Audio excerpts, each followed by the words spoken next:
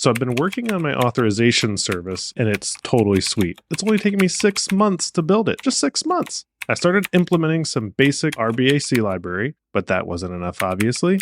So I designed relationship-based, fine-grained authorization for the highest security possible. And then, to make it super fast, I used a GPU tower, running in my mom's basement, of course, connected via optic cable to bare metal server at my local esports lounge, permissions, restrictions, and admin. Nailed it. Wait.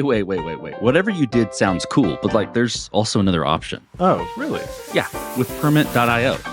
Permit is the full-stack authorization platform created so you never have to build permissions again.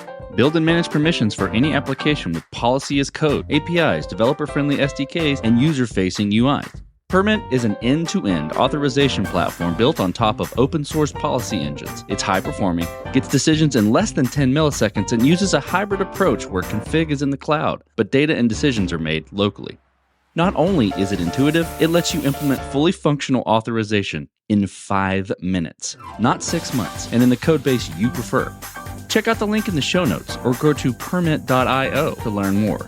That's permit.io. Sign up for Permit and stop rebuilding auth. So I actually started my first payments business over a decade ago. It was really a reseller of merchant services. So we tried our best to make it friendly and bring what we could to it, but we were still under the shadow of a bank because we were reselling somebody else's services. But along the way, finally convinced one of the big banks to let us be our own processor, and that took many years. And that sent me down the journey of trying to build essentially an entire payments company from scratch to what became Helcim, which was launched in 2020. But from the green light of you can be your own processor to actually launching Helcim was actually a giant 3-year MVP. My name is Nic Beique, and I'm the founder and CEO of Helcim. This is Code Story, a podcast bringing you interviews with tech visionaries. Spent 6 months moonlighting. There's nothing on the back end.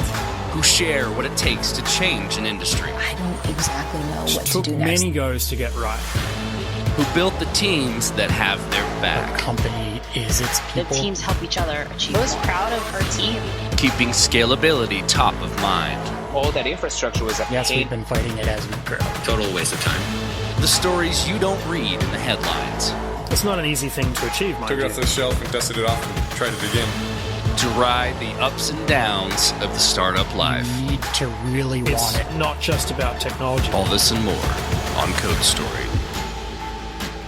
I'm your host, Noah Labhart, and today how Nic Beique has built affordable payments for your business. With no contracts, no monthly fees, no kidding. This episode is sponsored by Kiteworks.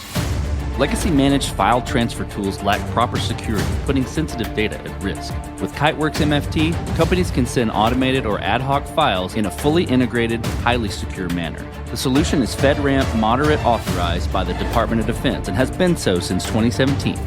Step into the future of secure managed file transfer with Kiteworks. Visit kiteworks.com to get started. This episode is sponsored by ClearQuery. ClearQuery is the Analytics for Humans platform. With their full suite of features, you can go from data ingestion to automated insights seamlessly. With Ask ClearQuery, you can find valuable insights into your data using plain English. Don't miss the opportunity to simplify your data analytics with ClearQuery. Get started today at clearquery.io/codestory. Nic Beique was born in Odessa, Texas, but moved when he was very young to Montreal, Canada. Later in his teens, he moved to Alberta, which he describes as the Denver of Canada. He loves his work and spends most of his time thinking about how to expand his new venture. But outside of this, he lives in a beautiful city with tons of hiking, skiing, and snowboarding. He also enjoys a Lego set here and there, keeping close to his building roots. Nic started his first payments business a decade ago, which lived under the shadow of the bank. After many years of negotiation, he convinced the powers that be to let his company become its own payment processor. And after 3 years, he built a giant MVP to build the Square for grown-ups. This is the creation story of Helcim. So Helcim, we're a payments company. So we allow small businesses of all kinds to accept payments, primarily credit cards. We also do ACH. The best way to look at us in the market is we like to call ourselves a grown-up Square. So yes, it's very easy to use, great built-in software, easy to get started, but we also have very affordable pricing right out of the gate. We put an emphasis on having great customer service because it's business's cash flow, and it matters when you pick up the phone if you talk to somebody confident. We like to service a lot of traditional businesses. So if you think about healthcare, you have dentists, you have professional services and accountants and wholesalers and automotive. You have all these businesses that are just looking for a great payments partner. And that's really where we thrive in our business. So I actually started my first payments business over a decade ago. It was really a reseller of merchant services. So we tried our best to make it friendly and bring what we could to it, but we were still under the shadow of a bank because we were reselling somebody else's services. But along the way, finally convinced one of the big banks to let us be our own processor, and that took many years. And that sent me down the journey of trying to build essentially an entire payments company from scratch to what became Helcim, which was launched in 2020. But from the green light of you can be your own processor to actually launching Helcim was actually a giant 3-year MVP kind of waterfall project to get to the launch. You mentioned the word that I'm going to ask about. So tell me about that MVP, maybe the full 3-year period, or maybe building after you were approved to be that processor. You decide, but tell me about what you would consider the MVP and what sort of tools you were using to bring it to life and how long it took you to build it. That's what's tricky about building a payments company from scratch. It's very rare that you see like a net new payments company appear. It's not something you can really do agile. And that makes it challenging to build and get funding and all that because we like to describe it like an iceberg. So on top of the water is all the payment tools and the hardware and the invoicing tools and the smart terminals and so on that you need to accept payments. But you also have to build everything underneath the water. The fraud systems, the KYC AML systems, the settlement systems, the list goes on. And the problem with it is that you can't launch without one of these systems. So it's really hard to do agile. So if you go, okay, let's launch our payment processor, but let's forget the settlement system, or let's forget the fraud systems, or let's forget the encryption system or the tokenization systems, and the list goes on. You can't do that. So it turns naturally into this giant waterfall project, which certainly isn't ideal because it's such a high risk and it's such an expensive endeavor. But part of it is we did it bootstrapped and we were a little naive and we just said, let's just try it. We built it. So I was the original coder, and then I hired 5 junior developers to help me. And we just went at it for 3 years, just like this kind of blind determination, huge gamble. And we built it in terms of the technology of it. So originally it was actually on-prem. So we actually were rack mounting servers. We would buy old Dell servers off eBay, and you could get 10 cents on the dollar for hardware. And we ended up mounting a bunch of stuff. Original OS was CentOS and Linux, running MySQL and PHP. So it was essentially like a LAMP configuration. There wasn't even a one-click front end originally. It was really like a much more kind of HTML, PHP type of setup. And we built the entire infrastructure that way originally. We bit off way more than we could chew, but we just had no choice and kind of chew through it for 3 years. So, during that time, and you're talking about some of these at a high level, but I'm curious about decisions and trade-offs you had to make in going through that, taking the bites out of that giant 3-year MVP. Could be around, approach, technical debt. Could be around what you're describing around, we got to build the whole thing and we got to have all these pieces of being a processor. But tell me about maybe the biggest one and how you coped with those decisions. We made a decision pretty early on that pricing was going to be super important to how we offer our merchant services. If you think about the average small business, they get pretty tired of the 2.9%, which is pretty typical in the industry, and they want something more affordable. You think, what does pricing have to do with technical? It actually gives you a huge technical challenge because it's much easier to try to stitch a service like this together if you're leveraging a lot of third parties, whether it's your KYC or your fraud systems or whatever is the case. If you stitch it with a bunch of third-party service providers, you can probably get to production a lot faster. The downside is that you're giving a lot of your economics away. If you're paying 10 cents here and $2 here, and all of a sudden your variable costs make it so that you can't go and compete with pricing in the market. So we made a pretty early decision saying, no, we're going to have to go build a lot of these things ourselves if we're going to make it so that we control all the economics. I'll give you an example, like two of the really big systems in the back end we had to build were our fraud management system. And that's essentially, we built a system similar, we call it Helcim Defender. It's similar to, if you're familiar in this space, there's a system out there called Alloy, like a similar kind of risk management suite, but we built it in-house. And that was one big one. And then there's another system that we had to build that's probably the longest one, probably the one that has the most kind of millions of lines of code, which is a system we called EQ, which is Equilibrium, which is essentially a full double entry accounting settlements and reconciliation system. And that's the heartbeat of our financial service. So it's looking at from a double entry accounting way, credits and debits, just looking at how the money is moving constantly at like a micro level down to a single customer and at a macro level at each kind of country that we service.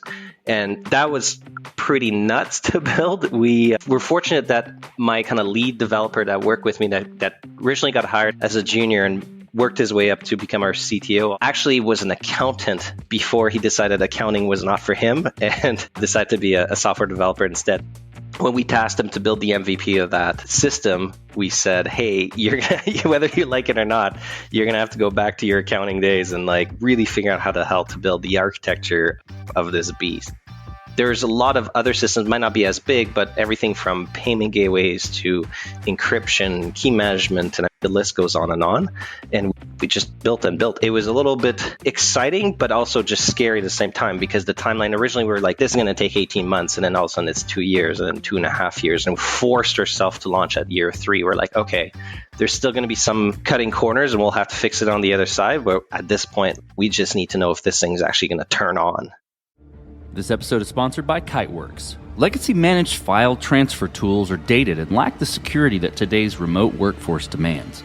Companies that continue relying on outdated technology put their sensitive data at risk. And that's where Kiteworks comes in. Kiteworks MFT is absolutely the most secure MFT on the market today. It has been FedRAMP moderate authorized by the Department of Defense since 2017. Through FedRAMP, Kiteworks' level of security compliance provides a fast route to CMMC compliance, saving customers time, effort, and money. Kiteworks MFT makes it easy for users to send automated or ad hoc files via fully integrated shared folders and email. Administrators can manage policies in a unified console and create custom integrations using their API. Did we mention it's secure? The level of security with Kiteworks solution is rare to find. Step into the future of secure managed file transfer with Kiteworks. Visit kiteworks.com to get started. That's KITEWORKS.com. This episode is sponsored by CashFly.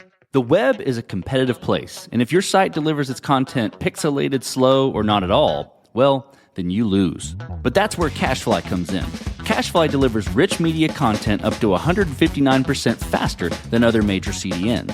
Through ultra-low latency streaming, lightning-fast gaming, and optimized mobile content, the company offers a variety of benefits. For over 20 years, CashFly has held a track record for high-performing, ultra-reliable content delivery. While competitors call themselves fast or use cute animal names, only CashFly holds the record of being the fastest and serves customers like Adobe, the NFL, or Roblox, where content is created by users and must be delivered in real time. For the first time ever, Code Story listeners can get a 5 terabyte CDN for free. Yep, you heard that right, free. Learn more at cashfly.com/codestory. That's CACHEFLY.com/codestory.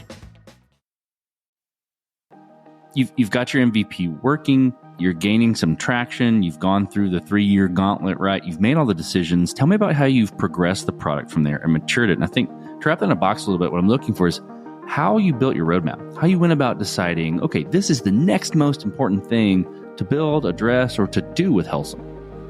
Yeah, I think that on the other side, the first kind of 2 years is after our 2020 launch, we weren't even thinking about roadmap yet. We had built so much, there's already a lot of functionality in the service, but the reality is that we had to immediately deal with all the coding debt and all the challenges that we had given ourselves. We quickly realized as we were scaling that like on-prem didn't make any sense, and we had to switch everything to a cloud environment. So we switched everything to GCP, moved everything to a Kubernetes environment. So that was a massive lift, and we did that over like a 4-month giant sprint. It also just in terms of the architecture, so we're still big fans of PHP. We think it's evolved a lot. It gets a bad rap, but it's actually turned into a pretty decent language, but it still wasn't performant enough for some of the things that we built. So now we've done a lot of refactoring. We're about 30% Golang and about 70% PHP. We wanted to build a more serious front end that was much more of a one-click application, so we moved to an entire kind of a Vue front end. The list goes on and on. We stepped into every landmine that you can as a more kind of junior team, like in terms of over-complex and over-chattery microservice architecture.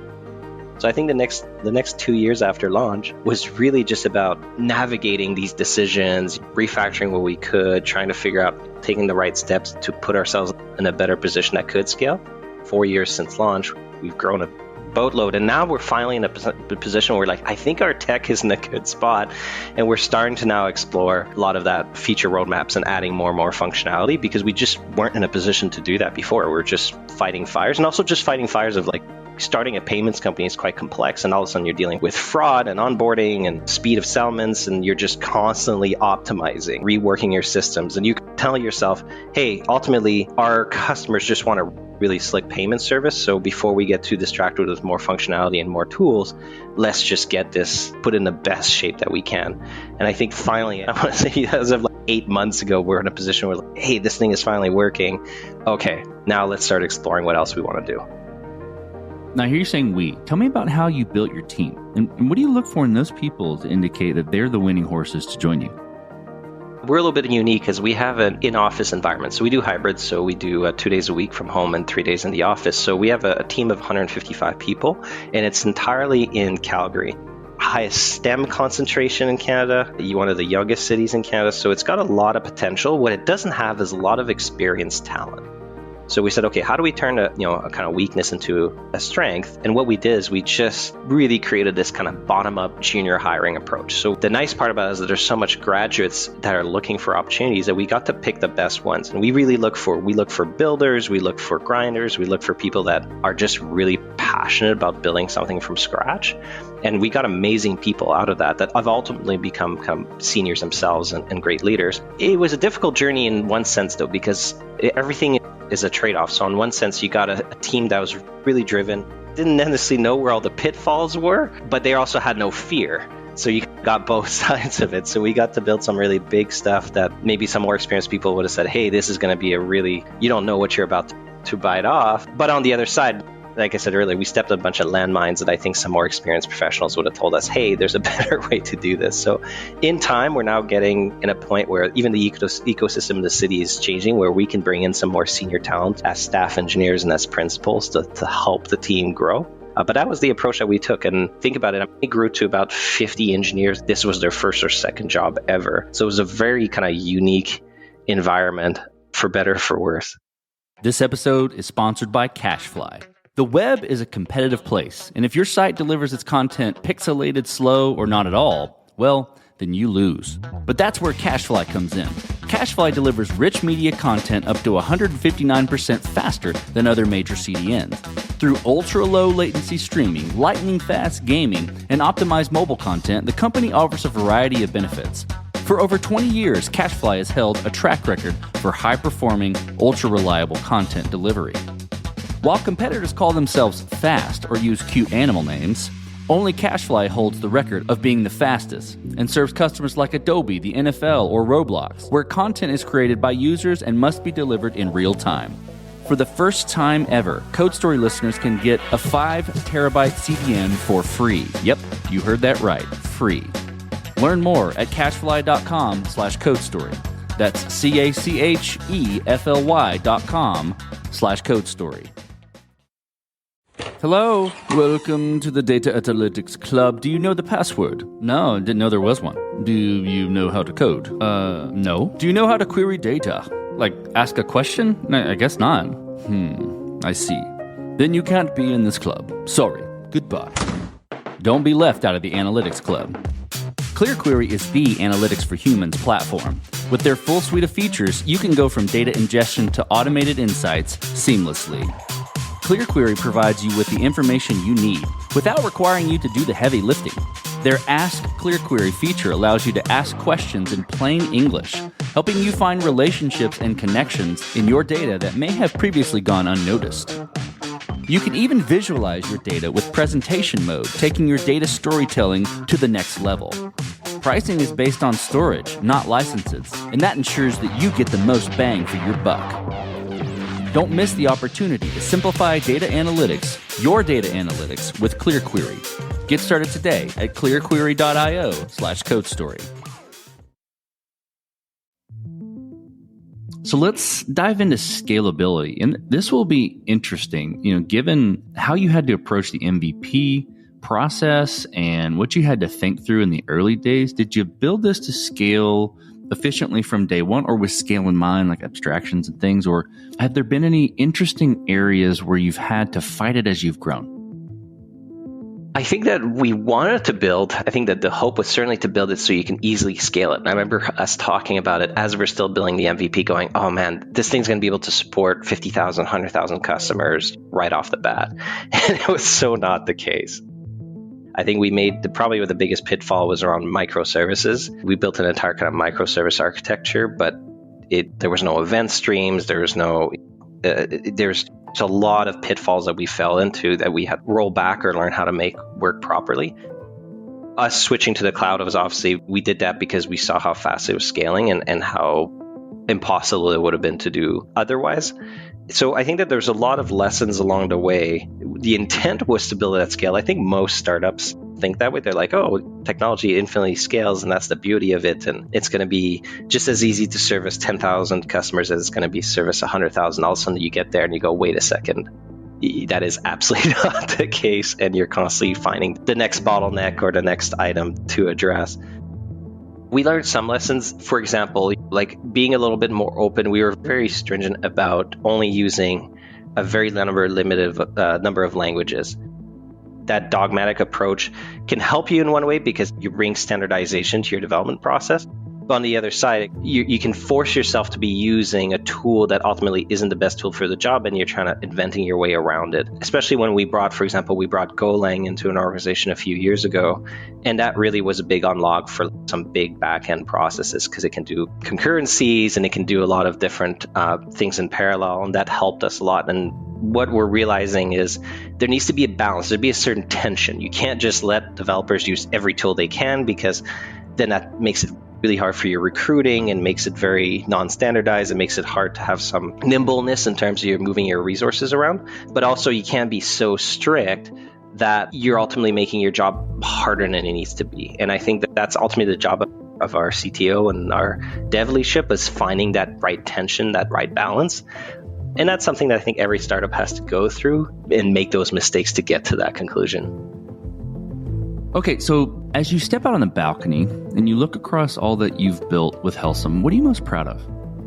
I think what we're most proud of is just the scale of the ambition that we had. I think it definitely came from being naive.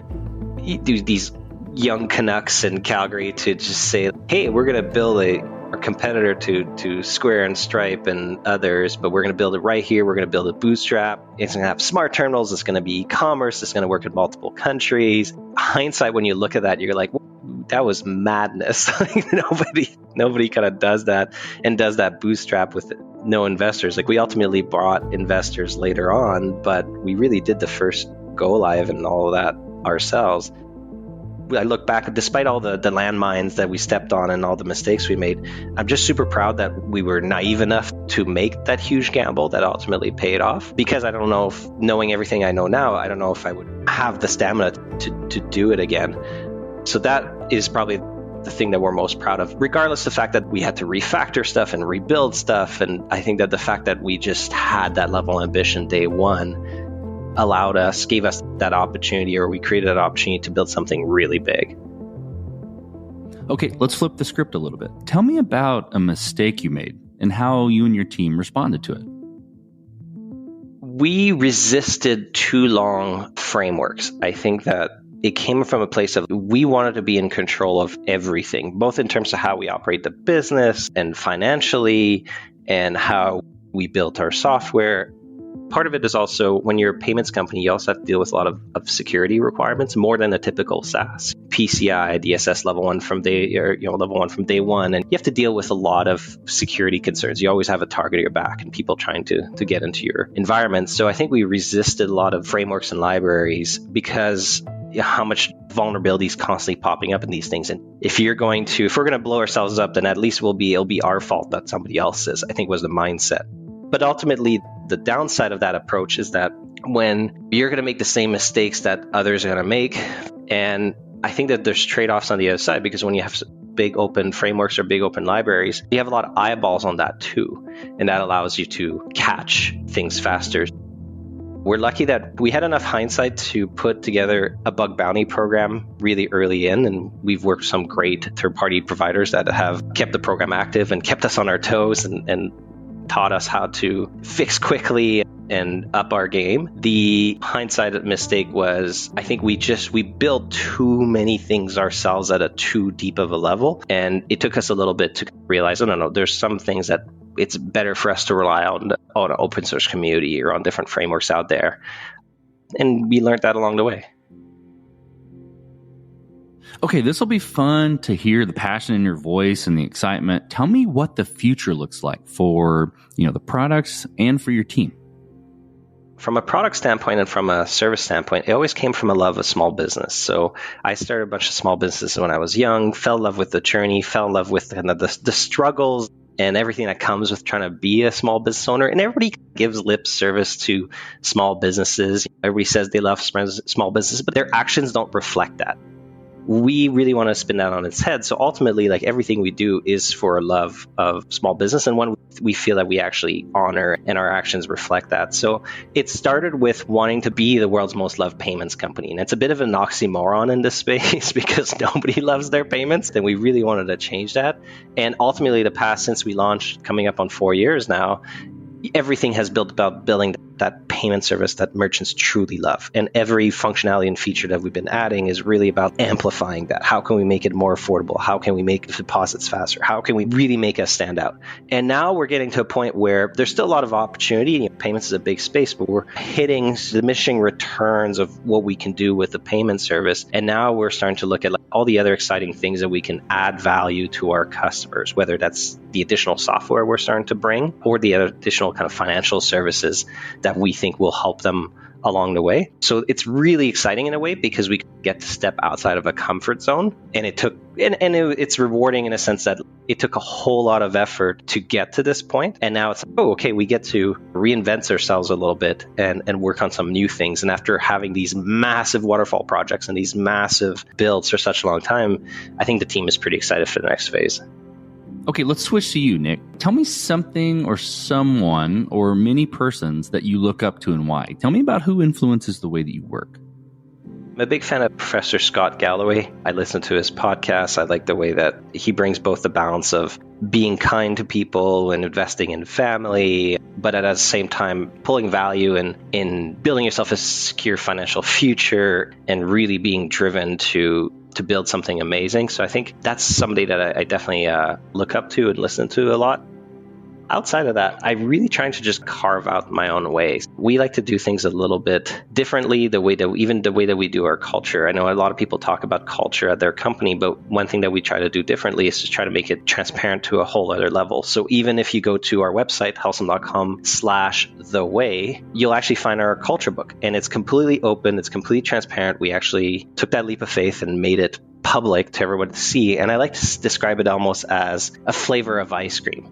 When you join a company, every company is a flavor ice cream, but you don't know what it is. And sometimes you can't find out until 3 months into the company. And you're like, ooh, this is espresso flavor, and this is not what was for me. So what we try to do with this culture book is just essentially show the world, this is our flavor of ice cream. And some people are going to love it and resonate with it. And we see that in interviews when people sit down and say, I read the culture book. Oh my God, I want to work here. And then some people are like, look, we know that we're naturally filtering people out that are just like, this isn't for me. But ultimately, we're really trying to carve our own way, take a little bit of a unique approach to the world. And hopefully we're inspiring other people to think a little bit like we do. Okay, Nic, last question. So you're getting on a plane and you're sitting next to a young entrepreneur who's built the next big thing. They're jazzed about it. They can't wait to show it off to the world and can't wait to show it off to you right there on the plane. What advice do you give that person, having gone down this road a bit? I think that I would have wanted somebody to help me feel more confident in the journey that I was going down. I think that it's so easy to get distracted by the naysayers, everything from the business model to the competition to like, how are you going to differentiate, and this, you're being crazy and you can't take this on yourself, or even from a technology standpoint, you very much know how opinionated the world of technologists can be, and programmers, and which technology is good and which one is crap and you shouldn't do this, and that can get into your head a bit. You're already dealing with so many challenges of trying to build a business and you're like, am I using the right technology, and is this the right approach? And I think that I would have had somebody come sit down with me and say, hey, that drive and that passion that you have, embrace it, double down on it. Yes, listen to feedback and listen to advice, but ultimately nobody's going to know your business and your vision as much as you do. And find more people along the way that, yes, will challenge you, but will also just embrace the craziness that you're trying to do. That's the advice I would give to somebody else. That's fantastic advice. Well, Nic, thank you for being on the show today. Thank you for telling the creation story of Helcim. Thanks for having me, Noah. And this concludes another chapter of Code Story. Code Story is hosted and produced by Noah Labhart. Be sure to subscribe on Apple Podcasts, Spotify, or the podcasting app of your choice.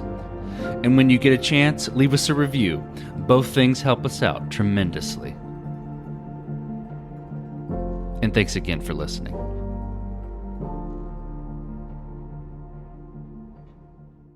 You just realized your business needed to hire someone yesterday. How can you find amazing candidates fast? Easy. Just use Indeed. Stop struggling to get your job post seen on other job sites. With Indeed sponsored jobs, your post jumps to the top of the page for your relevant candidates, so you can reach the people you want faster.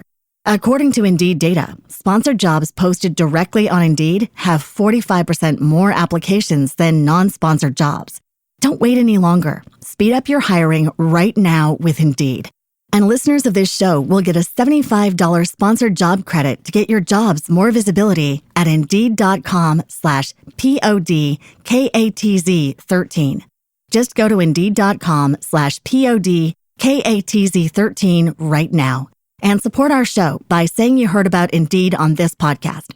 Terms and conditions apply. Hiring? Indeed is all you need.